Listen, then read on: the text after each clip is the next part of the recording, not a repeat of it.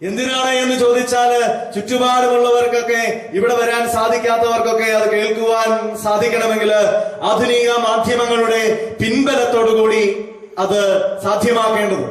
അതിനു വേണ്ടിയിട്ട് ഏതാനും സമയ പരിമിതിക്കുള്ളിൽ മാത്രം നിൽക്കുന്ന ഈ വചന പ്രഭാഷണത്തെ അനേകായിരങ്ങളിലേക്ക് എത്തിക്കുവാൻ സമയ ലിമിറ്റേഷൻ ഇല്ലാതെ, ടൈം ലിമിറ്റേഷൻ ഇല്ലാതെ ആർക്കും പ്രാപ്യമാക്കുവാൻ വേണ്ടിയിട്ടാണ് ഇങ്ങനെ റെക്കോർഡ് ചെയ്ത് അത് പ്രക്ഷേപണം ചെയ്യും. അമേരിക്കയില് വചന പ്രഘോഷണ രംഗത്ത് ഇത്തരത്തില് വലിയ വിപ്ലവം സൃഷ്ടിച്ച വ്യക്തിയാണ് ബിഷപ്പ് ഫുൾട്ടൻ ജെഷീൻ. ഫുൾട്ടൻ ജെഷീനിന്റെ പ്രഭാഷണങ്ങള്, റേഡിയോ പ്രഭാഷണങ്ങള് ലക്ഷക്കണക്കിന് ആളുകള് കേട്ടിരിക്കുകയുണ്ടായി. അദ്ദേഹത്തിന്റെ ശുശ്രൂഷയുടെ മേഖലകള് നമുക്കൊക്കെ ചിന്തിക്കാൻ പറ്റുന്നതിനും അപ്പുറത്തേക്ക് വ്യാപിക്കുകയുണ്ടായി. അനേകായിരങ്ങള് അദ്ദേഹത്തിന്റെ പ്രഭാഷണങ്ങൾ കേൾക്കുവാൻ വേണ്ടിയിട്ട് ഒന്നിച്ചു കൂടുകയുണ്ടായി. TV പ്രഭാഷണങ്ങള്, വചന പ്രഘോഷണങ്ങള് ഒരുപക്ഷെ ആരംഭിച്ചത് അദ്ദേഹത്തിന്റെ കാലഘട്ടത്തിലാണ് എന്ന് നമുക്ക് മനസ്സിലാക്കുവാൻ സാധിക്കുന്നു. ചേർന്ന് പറയാം ഹല്ലേലൂയ. കരങ്ങൾ ഉയർത്തി പറയാം ഹല്ലേലൂയ, ഹല്ലേലൂയ. പ്രിയപ്പെട്ട സഹോദരങ്ങളെ, ഇത്തരത്തിൽ വചന പ്രഘോഷണങ്ങൾ നടത്തി തിരക്കിട്ട ഒരു മനുഷ്യനായിട്ട് അദ്ദേഹം യാത്ര ചെയ്യുമ്പോൾ അദ്ദേഹത്തിന്റെ ആത്മകഥയിൽ എഴുതി വെച്ചിട്ടുണ്ട്. മൺപാത്രത്തിലെ നിധി എന്നാണ് അദ്ദേഹത്തിന്റെ ആത്മകഥയുടെ പേര്.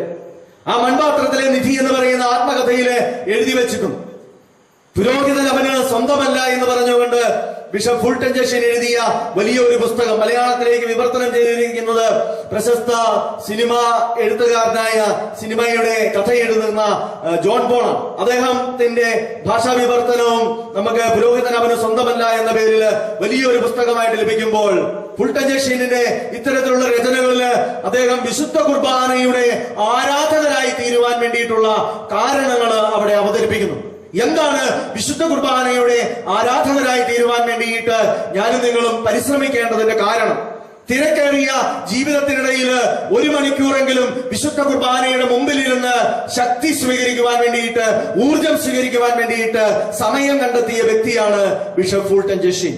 അദ്ദേഹത്തിന്റെ ആത്മകഥ വായിച്ചു പോകുമ്പോൾ നമുക്ക് മനസ്സിലാക്കുവാൻ സാധിക്കും, തിരക്കേറിയ ജീവിതത്തിന്റെ അവസ്ഥയിൽ പലയിടങ്ങളിലും പ്രഭാഷണത്തിന് വേണ്ടി എത്തിച്ചേരേണ്ടി വരുമ്പോൾ പ്രഭാതത്തില് അതിരാവിലെ ഉണർന്ന് വിശുദ്ധ കുർബാനയുടെ മുമ്പിൽ പ്രാർത്ഥനാ നിരതനായിരുന്നതിന് ശേഷം അദ്ദേഹം തന്റെ ശുശ്രൂഷ മേഖലകളിലേക്ക് പോകുന്നത് കാണുവാൻ വേണ്ടിയിട്ട് സാധിക്കും.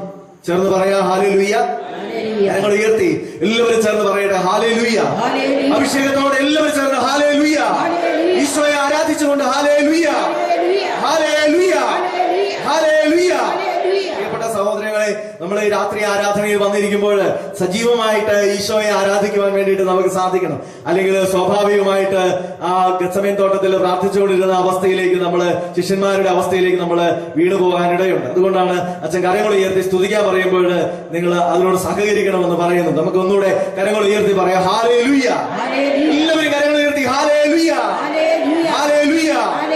പ്രിയപ്പെട്ട സഹോദരങ്ങളെ, ഇത്തരത്തിൽ തിരക്കേറിയ വ്യക്തിയായ ജീവിതം നയിക്കുമ്പോഴും എന്തുകൊണ്ട് വിശുദ്ധ കുർബാനയുടെ മുമ്പിലിരുന്നു എന്നതിനെ കുറിച്ച് അദ്ദേഹം വ്യക്തമായിട്ട് പല കാരണങ്ങൾ പറയുന്നുണ്ട്.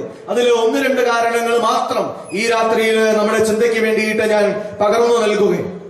ഒന്നാമത് അദ്ദേഹം പറയുകയാണ്, വിശുദ്ധ കുർബാനയുടെ മുമ്പിലിരിക്കുന്ന സമയം സത്യത്തിന്റെ മണിക്കൂറാണ്. ചേർന്ന് പറയാ ഹല്ലേലൂയ. വിശുദ്ധ കുർബാനയുടെ മുമ്പിലിരിക്കുന്ന സമയം സത്യത്തിന്റെ മണിക്കൂറാണ്. ഇവിടെ കള്ളത്തരം കാണിച്ച് ആർക്കും ഇരിക്കുവാൻ സാധിക്കുകയും, വിശുദ്ധ കുർബാനയുടെ മുമ്പിലിരിക്കുന്ന ഓരോ വ്യക്തിയും താൻ ആയിരിക്കുന്ന അവസ്ഥയിൽ തന്നെ തന്നെ ദൈവസന്നിധിയിൽ എടുത്തു വയ്ക്കുന്ന വ്യക്തിയാണ്. ചേർന്ന് പറയാ ഹല്ലേലൂയ. എല്ലാവരും ചേർന്ന് ഹല്ലേലൂയ, ഹല്ലേലൂയ. സത്യത്തിന്റെ മണിക്കൂറാണ് വിശുദ്ധ കുർബാനയുടെ മുമ്പില് ആരാധകൻ ഇരിക്കുന്ന മണിക്കൂർ. വിശുദ്ധ കുർബാനയുടെ മുമ്പില് ഞാനും നിങ്ങളും ആയിരിക്കുമ്പോൾ വിശുദ്ധ കുർബാനയുടെ മുമ്പില് നമ്മൾ നമ്മളെ തന്നെ പ്രദർശിപ്പിക്കുകയും ദൈവം നമ്മളെ നാം ആയിരിക്കുന്നത് പോലെ കണ്ടെത്തുന്ന അവസ്ഥയാണ് വിശുദ്ധ കുർബാനയുടെ മുമ്പിലുള്ള അവസ്ഥ. ഒരുപക്ഷെ നമ്മുടെ കുടുംബത്തില് അല്ലെങ്കിൽ നമ്മുടെ സമൂഹത്തില് ആയിരിക്കുമ്പോൾ പലപ്പോഴും നമ്മളറിയാതെ തന്നെ പല കർട്ടനുകള് നമ്മുടെ മുമ്പിലിടും. നമ്മുടെ സ്വകാര്യതകളിലേക്ക് ആർക്കും പ്രവേശനമില്ല എന്ന് നമ്മളെ തന്നെ ചിത്രീകരിച്ചുകൊണ്ട് പറയാറുണ്ട്. നമ്മുടെ ജീവിതത്തിലേക്ക് അധികമാരും പ്രവേശിക്കുന്നത്, ഒരുപക്ഷെ ജീവിത പങ്കാളിയാണെങ്കിൽ പോലും ഒരു പരിധിക്കപ്പുറത്തേക്ക് പ്രവേശിക്കുവാൻ വേണ്ടിയിട്ട് പലപ്പോഴും നമ്മൾ അവസരം കൊടുക്കാറില്ല.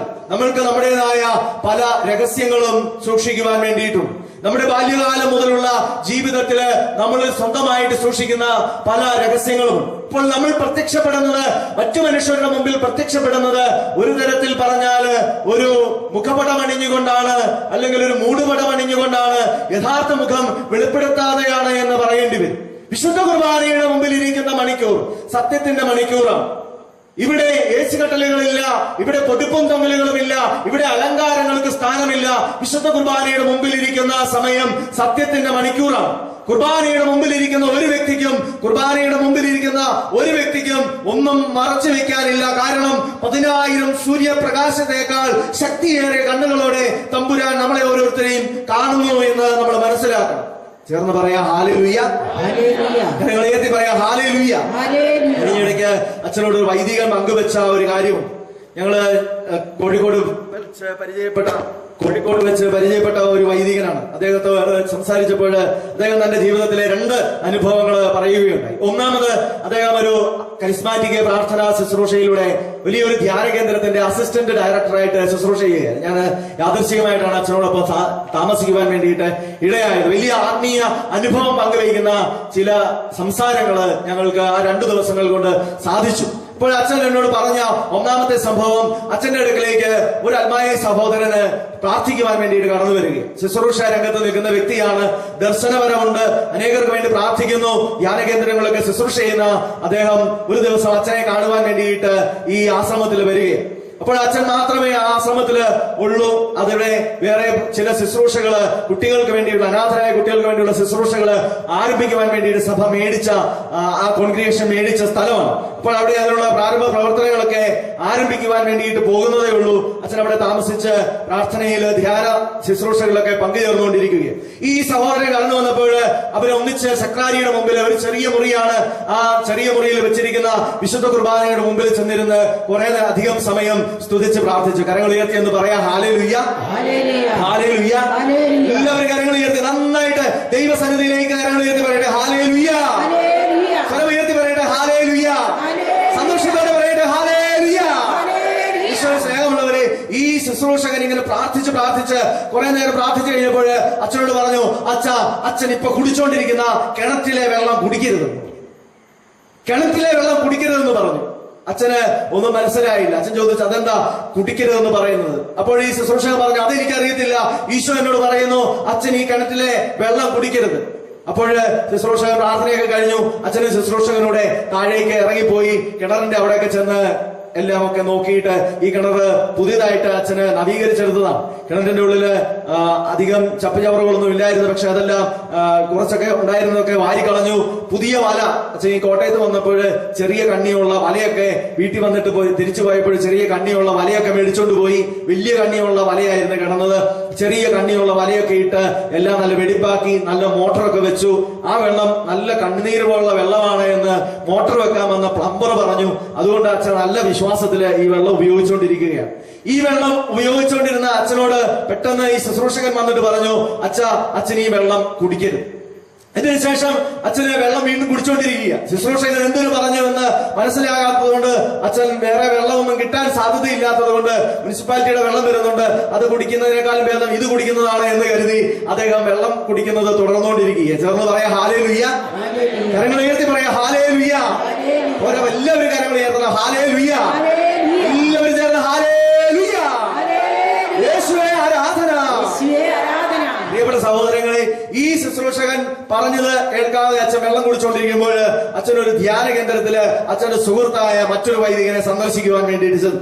അവിടെ ചെന്ന് അച്ഛനോട് പറഞ്ഞു, അച്ഛൻ എന്റെ ശുശ്രൂഷകളൊക്കെ ഇങ്ങനെ മുമ്പോട്ട് പോകുന്നു, അച്ഛൻ എനിക്ക് വേണ്ടി ഒന്ന് പ്രാർത്ഥിക്കാൻ പറഞ്ഞുകൊണ്ട് ഈ ധ്യാന കേന്ദ്രത്തിന്റെ ഡയറക്ടറായിട്ടുള്ള അച്ഛന്റെ മുമ്പിൽ മുട്ടുകുത്തി അച്ഛനോട് പ്രാർത്ഥിക്കാൻ പറഞ്ഞു. വിശുദ്ധ കുർബാനയുടെ മുമ്പിൽ മുട്ടുകുത്തി അച്ഛൻ ശിരസിൽ കൈവച്ച് പ്രാർത്ഥിച്ചുകൊണ്ടിരുന്ന സമയത്ത് അച്ഛനോട് പറഞ്ഞു, ഈശോ പറയുന്നുണ്ട് അച്ഛൻ കുടിച്ചോണ്ടിരിക്കുന്ന വെള്ളം, കിണറ്റിലെ വെള്ളം കുടിക്കരുതെന്ന് ഈശോ പറയുന്നുണ്ട്.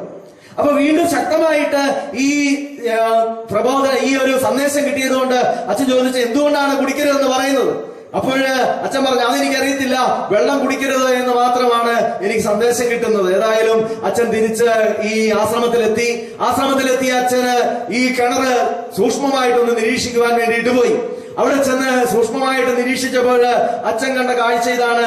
ബദാമിന്റെ ഈ പഴങ്ങള്, ബദാം പഴങ്ങള് ഇങ്ങനെ ഈ വലയിൽ നിറഞ്ഞു കിടക്കുകയാണ്. വലയില് കുറെ അധികം വീണ് കിടപ്പുണ്ട്. അച്ഛൻ മുകളിലേക്ക് നോക്കി, അവിടെ ബദാം ഒന്നും കാണാനില്ല. ബദാമിന്റെ പഴങ്ങൾ വീണ് കിടപ്പുണ്ട്, പക്ഷെ ബദാമിന്റെ ചെടിയൊന്നും അവിടെ കാണാനില്ല. അച്ഛൻ മുകളിലേക്ക് നോക്കിയപ്പോൾ ഒരു തെങ്ങ് മാത്രമാണ് നിൽക്കുന്നത്. അച്ഛൻ പതിയെ നിരീക്ഷിക്കാൻ തുടങ്ങി. നിരീക്ഷിച്ചു കഴിഞ്ഞപ്പോൾ അച്ഛൻ കണ്ട കാഴ്ച ഇതാണ്. കടൽ തീരത്തുള്ള ആശ്രമമാണ്. കടൽ തീരത്ത് വെച്ചിരിക്കുന്ന ഈ തണലിന് വേണ്ടി വെച്ചിരിക്കുന്ന ബദാമിന്റെ പഴങ്ങള് വാവല് എടുത്തോണ്ട് വരും രാത്രിയിൽ. എന്നിട്ട് ഇത് ഈ തെങ്ങില് ഞാന്ന് കിടന്ന്, തെങ്ങിന്റെ ഓലയിൽ ഞാന്ന് കിടന്നുകൊണ്ട് ഇവരെല്ലാവരും കൂടി അത് കൂട്ടം കൂടി അവിടെ കിടന്ന് തിന്നുകയാണ്. എന്നിട്ട് ചപ്പി അതെല്ലാം തിന്നിട്ട് അത് താഴോട്ടിടും. അങ്ങനെ വലയിൽ ഇതെല്ലാം വീണ് കിടക്കുകയാണ്. ഇത് അവിടെ തിന്നുകൊണ്ടിരിക്കുന്ന സമയത്ത് ഇതിങ്ങനെ അതുങ്ങളുടെ കാഷ്ടമൊക്കെ ഇട്ടുകൊണ്ടിരിക്കുകയാണ്. ഈ കാഷ്ടം മുഴുവൻ വീഴുന്നത് ഈ വെള്ളത്തിലോട്ടാണ്. വല എത്ര നേരിയതിട്ടാലും എത്ര ചെറിയ കണ്ണിയുള്ളത് ഇട്ടാലും ഈ വെള്ളം ഇങ്ങനെ, ഈ വെള്ളത്തിലേക്ക് ഇത് ഇങ്ങനെ കാഷ്ടം ഇങ്ങനെ വീണുകൊണ്ടിരിക്കുകയാണ്. അച്ഛന് തിരിച്ചെത്തി നെറ്റ് ഓൺ ചെയ്ത് കമ്പ്യൂട്ടറിൽ അച്ഛൻ അടിച്ചു കൊടുത്തു. എന്താണ് ഈ കാഷ്ടത്തിന്റെ, ഈ വവ്വാലിന്റെ കാഷ്ടത്തിന്റെ പ്രത്യേകത? അപ്പോൾ അച്ഛന് ആ നെറ്റില് ഇങ്ങനെ പല കാര്യങ്ങൾ കിട്ടുകയാണ്. ഇത് മൂലമുണ്ടാകുന്ന അസുഖങ്ങളുടെ നിര ഇങ്ങനെ കിട്ടുകയാണ്. അതിൽ ഏറ്റവും പ്രധാനമായിട്ട് പറഞ്ഞിരിക്കുന്നത് വയറില് അസ്വസ്ഥത ഉണ്ടാകും എന്നുള്ളതാണ്. ഞാൻ ചെന്നപ്പോഴേ, അച്ഛന്റെ ആശ്രമത്തിൽ ചെന്നപ്പോഴേ, അടുക്കളയിൽ കാപ്പിക്ക് കുടിക്കാൻ വേണ്ടിയിട്ട്, കാപ്പി ഇടാൻ വേണ്ടി അച്ഛൻ പോയ കൂട്ടത്തില് ഞാനും അടുക്കളയിൽ ചെന്നപ്പോൾ ഞാൻ കണ്ട കാഴ്ച, അവിടെ ഈ കഷായ കുപ്പികൾ ഇങ്ങനെ അടുക്കി വെച്ചിരിക്കുകയാണ്. ഞാൻ ചോദിച്ചു, എന്തിനാ അച്ഛൻ ഈ കഷായം എല്ലാം കുടിക്കുന്നത്? അത് അച്ഛൻ എന്റെ വയറിന് കുറെ നാളുകളായിട്ട് പ്രശ്നമായിരുന്നു എന്ന് അച്ഛൻ അപ്പോൾ പറയുകയുണ്ടായി. അതിനൊക്കെ ശേഷമാണ് എന്നോട് ഈ സംഭവം പറയുന്നത്. അപ്പൊ അച്ഛന് വയറിന് ഉണ്ടായ അസ്വസ്ഥത എന്ന് പറയുന്നത്, അച്ഛൻ ഈ വെള്ളം കുടിക്കാൻ എവിടെ വന്ന്, ഈ വെള്ളം കണ്ണീരുള്ള പോലെയുള്ള വെള്ളമാണ്, അത് കുടിച്ചോ എന്ന് പറഞ്ഞ് പ്ലംബർ പറഞ്ഞതനുസരിച്ച് അദ്ദേഹം കുടിക്കാൻ ആരംഭിച്ചപ്പോൾ അദ്ദേഹത്തിന്റെ വയറിന് അസുഖം ഉണ്ടാകാൻ തുടങ്ങുകയാണ്. പ്രിയപ്പെട്ട സഹോദരങ്ങളെ, അച്ഛൻ എന്നോട് പറഞ്ഞ കാര്യം ഇതാണ്. നമ്മൾ കുടിക്കുന്ന വെള്ളം പോലും കണ്ട് ഇത് വേണോ വേണ്ടയോ എന്ന് പറയുന്ന ഒരു ദൈവമാണ് നമ്മുടെ ദൈവം. ഞാൻ കുടിക്കുന്ന വെള്ളം പോലും അത്രയും ക്ലോസ് ആയിട്ട് എന്നോട് ചേർന്ന് നിന്ന്, അത്രമാത്രം അടുത്തു നിന്ന് എന്നെ മനസ്സിലാക്കുന്ന, എന്നെ കാണുന്ന ഒരു ദൈവമാണ് ഈ ദൈവം. രണ്ടാമത്തെ അനുഭവം, ഇതിലും അല്പം കൂടി ആഴപ്പെട്ട വിശ്വാസത്തിലേക്ക് നമ്മളെ കൊണ്ടുപോകുന്ന, ഈശോ നമ്മളോട് കൂടെയുണ്ട്, പരിശുദ്ധ അമ്മ നമ്മളോടൊപ്പം കൂടെയുണ്ട് എന്ന് പറയുന്ന വലിയൊരു വിശ്വാസത്തിന്റെ രഹസ്യമാണ്. സംഭവം ഇങ്ങനെയാണ്. അച്ഛന്റെ ആശ്രമത്തില് പ്രാർത്ഥനയ്ക്ക് വേണ്ടിയിട്ട് ഇരിക്കുമ്പോൾ അച്ഛന് വ്യക്തിപരമായ പ്രാർത്ഥനകളാണ് കൂടുതൽ താല്പര്യം. വ്യക്തിപരമായ കുറെ സമയം വിശുദ്ധ കുർബാനയുടെ മുമ്പിലിരിക്കും, സ്തുതിച്ച് പ്രാർത്ഥിക്കും. അച്ഛന് കരിസ്മാറ്റിക് ധ്യാനത്തിന്റെ ഒക്കെ മേഖലയിലുള്ളതുകൊണ്ട് അങ്ങനെ ശുശ്രൂഷയിലായിരിക്കാനാണ് താല്പര്യം. നമ്മളിപ്പോൾ ഇവിടെ വൈകുന്നേരം ചൊല്ലിയ പോലെ യാമപ്രാർത്ഥനകള് അച്ഛന് ചൊല്ലാറുണ്ട്. അച്ഛന് വ്യക്തിപരമായ പ്രാർത്ഥനകളോട് ആണ് താല്പര്യം. അങ്ങനെ യാമപ്രാർത്ഥനകളോട് ചൊല്ലാതിരുന്നപ്പോൾ അച്ഛൻ ധ്യാന കേന്ദ്രത്തിൽ ധ്യാനിക്കാൻ വേണ്ടി ചെന്നു. അവിടെ ചെന്നപ്പോൾ പക്ഷെ അച്ഛന്റെ കയ്യിൽ എപ്പോഴും ഒരു യാമപ്രാർത്ഥന പുസ്തകമുണ്ട്. അച്ഛൻ ഉപയോഗിക്കുന്നത് ഇംഗ്ലീഷിലുള്ള യാമപ്രാർത്ഥന പുസ്തകമാണ്. അതുകൊണ്ട് വലിയൊരു പുസ്തകമാണ്, ലത്തീൻ ക്രമത്തിലുള്ള യാമപ്രാർത്ഥന പുസ്തകമാണ്. അപ്പോൾ ആ പുസ്തകം ഉപയോഗിച്ച് അച്ഛൻ പ്രാർത്ഥനകൾ ചൊല്ലാറില്ലെങ്കിൽ പുസ്തകം കൂടെ കൊണ്ട് നടക്കുന്ന ഒരു സ്വഭാവം അച്ഛനുണ്ട്. ഈ പുസ്തകമായിട്ട് ആണ് അച്ഛൻ എല്ലായിടത്തും പോകുന്നത്. പക്ഷെ ധ്യാനത്തിന് പോയപ്പോൾ അത് നമ്മൾ ഇന്ന് ചൊല്ലിയ പ്രാർത്ഥന, യാമപ്രാർത്ഥനയുടെ പുസ്തകങ്ങൾ ഉപയോഗിക്കുന്ന ധ്യാന കേന്ദ്രമായതുകൊണ്ട് അവിടെ അച്ഛൻ ആ പുസ്തകം കൊണ്ടുപോയി. പക്ഷെ പ്രാർത്ഥിച്ചുകൊണ്ടിരുന്നപ്പോൾ അവിടെ പ്രാർത്ഥിച്ച ബ്രദർ പറഞ്ഞു, അച്ഛനോട് പറഞ്ഞു, അച്ഛന്റെ മുമ്പിലേക്ക് മാതാവ് നീല ബൈൻഡിംഗ് ഉള്ള ഒരു പുസ്തകം എടുത്തു തരുന്നുണ്ട് എന്ന് പറഞ്ഞു. നീല ബൈൻഡിംഗ് ഉള്ള ഒരു പുസ്തകം എടുത്തു തരുന്നുണ്ട് എന്ന് പറഞ്ഞു. അച്ഛൻ ഇന്ന് വരെയും നീല ബൈൻഡിംഗ് ഉള്ളത് ആകെയുള്ളത് ബൈബിൾ മാത്രമാണ്. അച്ഛൻ ചോദിച്ചു, ബൈബിൾ ആണോ?